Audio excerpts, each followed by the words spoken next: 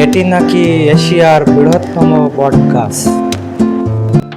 তো আমরা এখন দেখতে পাচ্ছেন সেই জায়গায় কিন্তু পৌঁছে গেছি।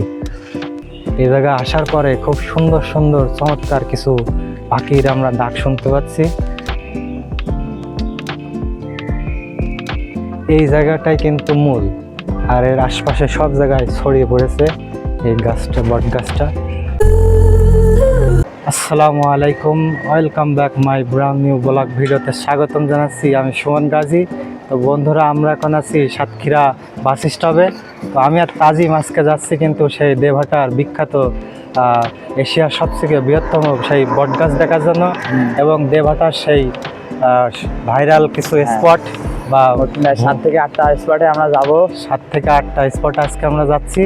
তো আপনাদেরকেও আমরা সেই সুন্দর সুন্দর স্পটগুলো ঘুরে ঘুরে দেখাবো ইনশাআল্লাহ। সাতক্ষীরা শহর থেকে দেবহাটার দূরত্ব 21 কিলোমিটার। সময় লাগে বাসে যেতে 40 থেকে 50 মিনিট, এবং জনপ্রতি ভাড়া পড়ে 50 থেকে 60 টাকা। তো দেবহাটা থেকে বনবিবি বটতলায় যেতে আপনার সময় লাগে 15 থেকে 20 মিনিট। ভ্যান অথবা ইজি বাইকে যেতে পারবেন। তো আপনাদের ভাড়াও পড়বে 20 থেকে 25 টাকা।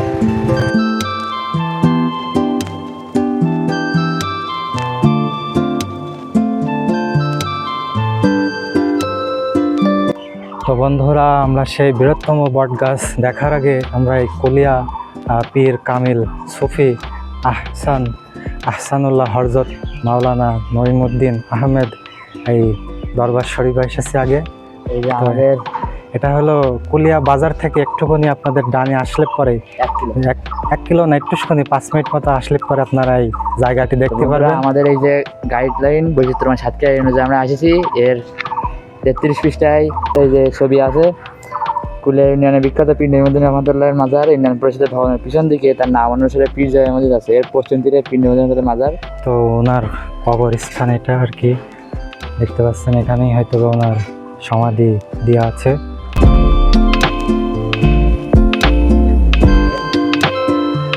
তো আমরা এরপরে যাচ্ছি আমাদের দ্বিতীয় স্থানে। আর সেটা কোথায়? দ্বিতীয় স্থান দাম। এই যে আমরা এবার যাব দেবহাটা উপজেলা পরিষদের পাশে, দেবহাটা উপজেলা পরিষদের আগে এই যে এশিয়ার সর্ববৃহৎ বটতলা, যেটা বলে ঐতিহাসিক বনবিবি বটতলা নামে পরিচিত। বনবিবি বটতলা। এই যে দেবহাটা উপজেলা পরিষদের 500 মিটার আগে। তো দেবহাটা থেকে সামনে যেতে এই রাস্তাটা কিন্তু খুব চমৎকার সুন্দর। তো বন্ধুরা, যখন আপনারা দেবহাটা বাজারে নামবেন, ওখান থেকে আপনারা ভ্যান অথবা ইজি বাইক করে আপনারা যেতে পারবেন। যদিও সারা রাস্তা খারাপ, তারপরে এই রাস্তাটা সুন্দর। দুই পাশে এরকম কৃষি জমি। বন্ধুরা, অবশেষে আমরা কিন্তু পৌঁছে গেছি সেই দেবহাটার সেই এশিয়ার বৃহত্তম সেই বটবৃক্ষ, সেই বটতলায়। তো আমরা এখন দেখতে পাচ্ছেন সেই জায়গায় কিন্তু পৌঁছে গেছি। তো এটা হলো বনবিবি বটতলা নামে পরিচিত। তো এই বটতলায় একটা সময় বসে পড়ে সাধু সন্ন্যাসীরা ধ্যানে মগ্ন থাকতো। আর এছাড়াও এই বটতলায় বনবিবি নাম করে একজন উনি পূজা অর্চনা করতো। তো সেই জায়গা থেকেই আর কি এই বটবৃক্ষটার নাম বনবিবি। তো আমরা এখন এই 400 বছরের সেই বটতলায় ঘুরে বেড়াচ্ছি এবং এই জায়গাটা দেখে বেড়াচ্ছি। আর সত্যি খুবই চমৎকার এই জায়গাটা। দেখুন কত বড় আসলে বট গাছ। এশিয়ার বৃহত্তম হওয়ার কারণ সেটা অবশ্যই আপনারা দেখতে পাচ্ছেন। এই জায়গাটা দেখলেই আপনারা বুঝতে পারবেন যে কেন এটা এশিয়ার বৃহত্তম বট গাছ। তো দেখাই আপনাদেরকে। তো দেখুন কত বড় জায়গা বিস্তৃত বট গাছটি অবস্থিত। আর সবথেকে ভালো লাগছে যে এই জায়গায় আসার পরে খুব সুন্দর সুন্দর চমৎকার কিছু পাখির আমরা ডাক শুনতে পাচ্ছি।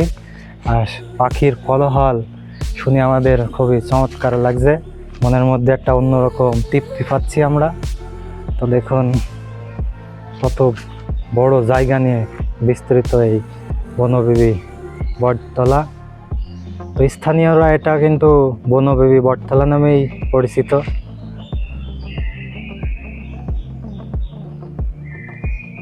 তো এখন হচ্ছে বট গাছে নতুন পাতা ধারণ করেছে, আর পুরাতন পাতা ঝরে পড়েছে, নতুন পাতা গজিয়েছে। খুব সুন্দর চমৎকার গ্রিন ভিউ এখানে আমরা দেখতে পাচ্ছি। তো বট গাছের ভিতরে দেখুন শুধু শিকড়েগুলো পড়েছে মাটিতে, সেই জায়গায় আবার গোড়া হয়ে উঠেছে। তো এখানে দেখতে পাচ্ছি বেশ কিছু লোক তাদের নাম খোদাই করে লিখে রেখেছে। কি লিখেছে এটা? রেফাত, হ্যাঁ তাই তো। হ্যাঁ, তো বট গাছে এসেও অনেকে নাম খোদাই করে লিখে রাখে তারা, এটা হলো স্মৃতি হিসেবে তারা রেখেছে।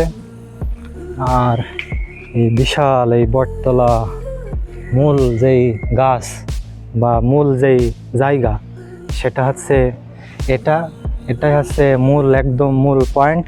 তো এখান থেকে আপনার ছড়িয়ে গিয়েছে আর কি বিভিন্ন লতাপাতার মতো ছড়িয়ে পড়েছে চারিদিকে, আপনার ছড়িয়ে পড়েছে শিকড়ে যেখানেই পড়েছে সেখান থেকে আবার মনে করেন একটা গাছের মতো হয়ে ছড়িয়ে পড়ে সেই সবুজ শ্যামল হয়ে উঠেছে। তো মূল যেটা আর কি মূল পয়েন্ট এই জায়গায় আর কি, হয়তো 400 বছর আগে এই জায়গায় একটা ছোট বট গাছ ছিল, কিন্তু বর্তমানে এই জায়গাটা তো আছেই। আর এর পাশ দিয়ে পুরো এরিয়াটাই 1 বিঘেরও বেশি জায়গা জুড়ে কিন্তু এই বট গাছ এখন ছড়িয়ে ছড়িয়েছে। এখানে শুনেছি বিভিন্ন সাংস্কৃতিক অনুষ্ঠান হয়ে থাকে, তারপরে বিভিন্ন সময় পূজা অর্চনার করে থাকে। সেই জন্য মনে হয় এটা একটা জায়গা, মূল স্থান রেখেছে ওনারা, এখানে পূজা করে থাকে হয়তোবা।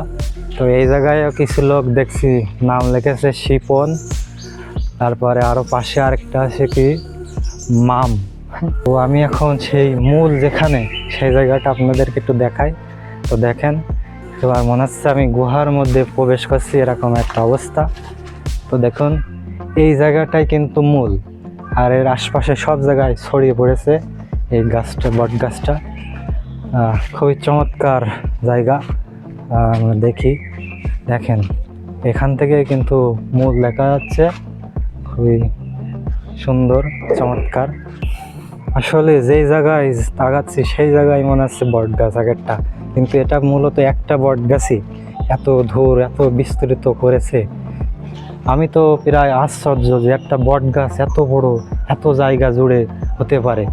দেখেন শুধু ঘনত্বটা দেখেন। তো আমরা এই দিকটা একটু যাই, ভিতর দিয়ে আপনারা আসলে একটু ঘুরে ফিরে দেখতে পারবেন। এখানটায় অনেক চমৎকার মনে হচ্ছে একটা রাস্তা বা সিসি রাস্তা তৈরি, এখান দিয়ে পথ এরকম। এই দেখেন আমি গাছের ভিতর দিয়ে ঘুরে বেড়াচ্ছি, খুবই চমৎকার লাগছে। অনেক জায়গা বিস্তৃত নিয়ে এই বট গাছ। তো তাজিম, তোমার এখানে এসে কেমন লাগছে? তো আমি খুবই আনন্দিত এবং সেই সাথে খুবই খুশি এবং একটা উত্তেজিত মনোভাব নিজের মধ্যে কাজ করছে, যেহেতু আমি একটা ঐতিহাসিক স্থান এবং বাংলাদেশের একটা গর্বের স্থান ঐতিহাসিক বনবীর বটতলা রয়েছি। এটা পুরো এশিয়া মহাদেশের মধ্যে সবচেয়ে বড় বটতলা। এখানে এসে আমাকে খুবই ভালো লাগছে, এরকম জায়গায় আগে আমি কোনোদিন দেখিনি।